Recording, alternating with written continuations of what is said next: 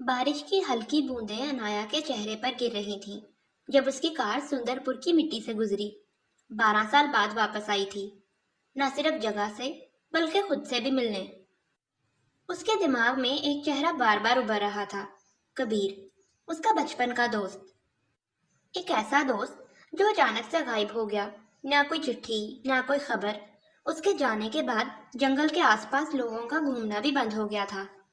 انایا نے سوچا تھا کہ وہ سب بھول گئی ہے، پر جنگل کے پاس سے گزرتے ہی ایک اجنبی سا درد جاگ اٹھا، ایک یاد، ایک کھچاؤ، جیسے جنگل اسے بلا رہا ہو۔ گھر پہنچتے ہی اس کی چچی ساوتری دروازے پر ملی۔ انایا بیٹا، تجھے دیکھ کے لگتا ہے سویتا آ گئی ہے، جیسے وہ لوٹ آئی ہے۔ سویتا انایا کی ماں تھی۔ چچی نے یہ کہتے ہی اسے گلے سے لگا لیا۔ انایا مسکرائی لیکن وہ بہت ہی اداس تھی۔ رات کو جب سب سو رہے تھے، انایا نے اپنی ڈائری کھولی۔ اس ڈائری میں وہ اسکیچز تھے جو اس نے بچپن میں بنائے تھے۔ جنگل کے پیڑ، ایک گھاس سے بھرا رستہ، اور ایک پیڑ جس میں ایک چھوٹی سی گھنٹی لٹک رہی تھی۔ ایک پیج پر کبیر نے لکھا تھا، ہم یہ جنگل ہمیشہ یاد رکھیں گے۔ اگلے دن صبح انایا جنگل کے کنارے تک گئی۔ ہوا میں ایک بہت ہی پیاری خوشبو تھی، مٹی کی، گیلی گھاس کی، اور کچھ اور جیسے پرانی کتابوں کے کاغذ ہوں۔ وہ ایک پیڑ تک پہنچی۔ وہ وہی پیڑ تھا، وہی گھنٹی، پر اس بار گھنٹی ہل رہی تھی۔ ہوا میں تھوڑی گنگناہٹ تھی۔ تبھی ایک آواز سنائی دی، انایا۔ وہ چونک گئی، پیچھے دیکھا کوئی نہیں تھا، پر آواز ایک دم قریب سے آئی تھی۔ اس نے اپنے کان پہ ہاتھ رکھا، شاید اس کا وہم ہو۔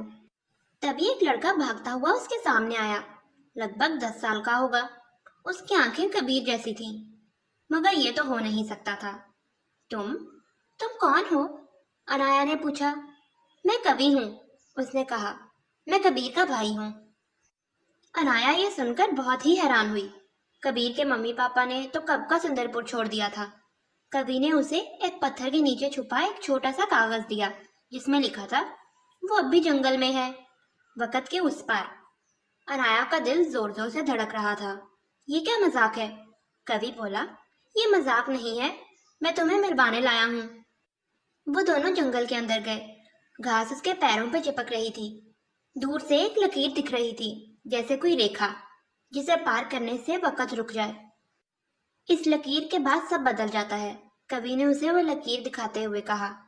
انایا نے وہ لکیر پار کی۔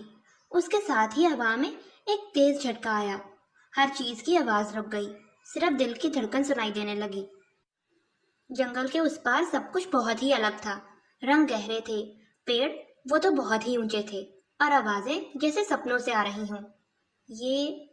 یہ کہاں لے آئے ہو مجھے؟ انایا نے پوچھا۔ یہ وہی جہاں ہے جہاں کبیر گیا تھا، وقت یہاں رک گیا ہے، کوی نے جواب دیا۔ ایک جگہ تھی جہاں مٹی چمک رہی تھی اور ہوا بہت ہی تیز تھی۔ پیڑوں کے بیچ ایک پرانا سا جھولا تھا جہاں ایک پرچھائی بیٹھی تھی۔ انایا نے دھیان سے دیکھا، وہ تو کبیر تھا، پر وہ 12 سال پرانا کبیر ہی لگ رہا تھا۔ وہی عمر، وہی مسکان اور وہی چہرہ۔ کبیر؟ اس نے پوچھا۔ پرچھائی نے دیکھا۔ انایا، تم آ گئی؟ انایا کا دل بھر آیا۔ تم یہاں کیسے؟ تم تو غائب ہو گئے تھے۔ کبیر بولا، میں نے وہ گھنٹی بجائی تھی۔ وہ گھنٹی بجاتے ہی ایک لکیر نظر آئی اور میں نے بے دھیانی میں اسے پار کر لیا۔ جب میں نے پار کیا تو میں ایک نئی دنیا میں آ گیا۔ تمہیں پتا ہے انایا، یہاں پہ وقت رک جاتا ہے۔ دیکھو، میں ابھی بھی ویسا ہی ہوں اور اتنے سال گزر گئے۔ انایا نے اس کا ہاتھ پکڑنا چاہا، پر ہاتھ اس کے اندر سے نکل گیا۔ کبھی ایک یاد بن گیا تھا، ایک انرجی۔